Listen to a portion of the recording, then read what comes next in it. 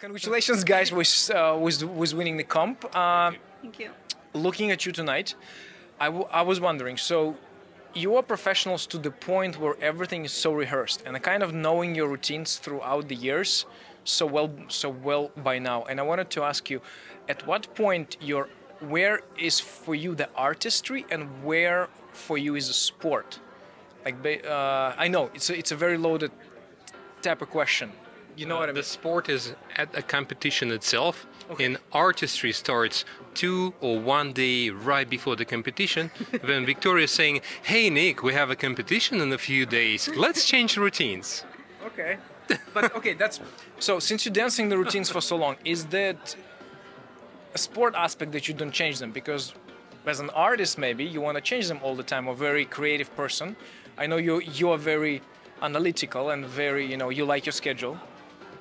Well, from my perspective, I can do same motion differently, fuller or faster or longer, depends on what I would like to show.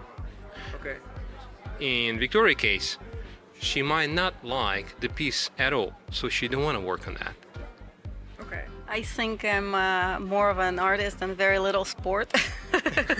As a matter of fact, never thought of dancing as a sport. I think we all training to have a physical endurance, but I never treated this as a sport. So for me, it's all about artistry, and I'm extremely emotional. So 2 days before the competition, Nick is right, I get into creative mode, and suddenly I don't like a bunch of pieces in choreography, and I'm saying, well, but imagine what it would be if we did it like that. And then Keyword is suddenly. Okay. Yeah, it's very sudden, to me especially. You don't like changes. I do like changes which we can plan. So let's say... Change them. That's a plan. No. We would like... No. The thing is, we don't have even 3 consecutive competitions with the same absolute routines, to be honest with you. Okay. We dance for, 11 years or so. Yeah, for how long, right? But we never dance actually 3 competitions in a row where all 4 routines will be exactly the same. What do you mean by that? Like, do you change? So Yes. yeah, Or they of change course, itself? everything is changing. Nothing is the same. The thing is that every couple on the dance floor have their key elements or like a signature moves. Okay. Every couple in the world, former champions, had something that was signature their move. Okay, and so we have a signature key moves as well, like me dropping in tango on the floor. It's been there for 11 years. It kind of mutated a little bit. At first it was just like a gentle kneel, and now I'm throwing myself like splat on the floor. So it kind of developed a little bit more into it, but everything around it is actually changed many times. But because we have the key points, right, like these signature elements, it feels like nothing is changing. But if you... Like you said yourself, you kind of learn our routines over the years, right? Yeah, kind of. You're right. I know key elements. I know kind of where you will go, Right. approximately. But yeah. Yeah, everything else is in between. It depends on what we're working on. Like a few years back, actually pre-pandemic, we've been teaching a lot in China, and we were teaching a lot of syllabus. So our routine sort of mutated to demonstrate those syllabus figures in our dancing. So that's entire China dance your routines, but yeah, sure. That happened too. Your open routines, though. Yeah, mostly because they are readable. There is a lot of They are basic readable, elements, and people can recognize bounce, fall away, and they can recognize natural turns, and there is some signature elements. So that's kind of what we've been always following. Funny that you mentioned. I actually have been approached by the couple who said, "We're really sorry, but we copied your routines." And I'm like, well, don't be sorry. I'm honored. Thank you so much.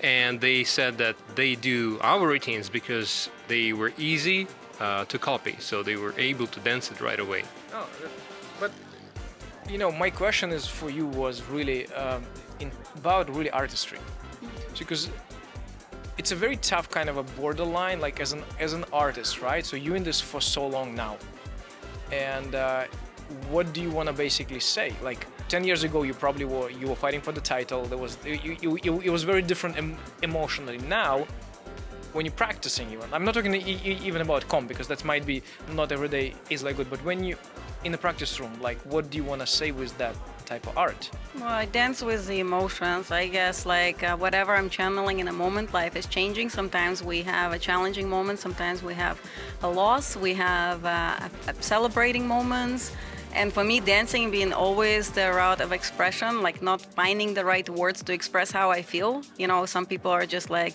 posting poems on Facebook or Instagram with how they feel about everything, including their dish of the day. I was never able to find the right words that made an impact. The dancing for me was an outlet, and so I dance from the heart. And I dance what I feel. So if sometimes people come up to me and say, well, you know, you made me cry, I was crying a little bit on the inside myself. So it's kind of nice when people recognize your emotion, your feeling, something that you're expressing, and they can kind of get in tune with you on that. So last week we danced California Open was a really difficult week for all of us. And this week is kind of still a bit cloudy in my department there. I think we flew here and so I'm dancing from where I feel the emotion, what is the strongest emotion that's guiding me in that particular day. So, and never treated dancing as a sport, never thought about it as like I need to run faster or spin faster than everybody else. I never thought... Funny to hear it from you because you're trying to fill up all the possible ways of doing it with the turns. Exactly. Let's do 2 turns. Instead of 2, let's do 3. How about 4? Maybe we can fit 5. When I feel turbulence on the inside, I want to express it on the outside. So sometimes I feel a lot of pent-up energy, and then Nick has to really catch me in a moment. Speaking about you then, is that the case for you? Like whatever you feel you portray? Because sometimes I can always picture you like from the outside, very stable, like in a positive way as a compliment, as a tank. Right. So for me, each single competition, it's a music which will be unknown to me. Some of the melodies, of course, repeating itself, but I don't know which melody will play. So I have, 2-3 seconds right in the beginning of the dance to recognize what the music is about, and I try to dance to the fullest to that particular music, that particular night. Rather than when we're practicing, I try to do what I have to do fuller. If it needs to be faster, how can I make it faster? If it needs to be slower, how can I make it slower?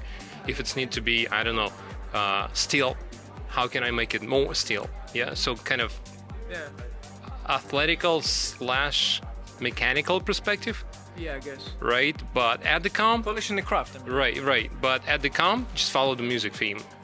That's emotion. Okay, that's cool. I think another thing that always kind of works for me is thinking that the gentleman is actually a rock and the woman is an ocean or water. So water is never same. Some days it's stormy, some days it's calm, but the rock always have to be there. No matter what the lady throws at him, he has to be calm. So what you see is him doing a good job keeping that wall. Even so he's crying inside. Okay, how dramatic a tight? Yeah, sometimes or not tight. On that arguing moment, we're gonna finish the interview, guys. We're gonna let them go. Thank you so much.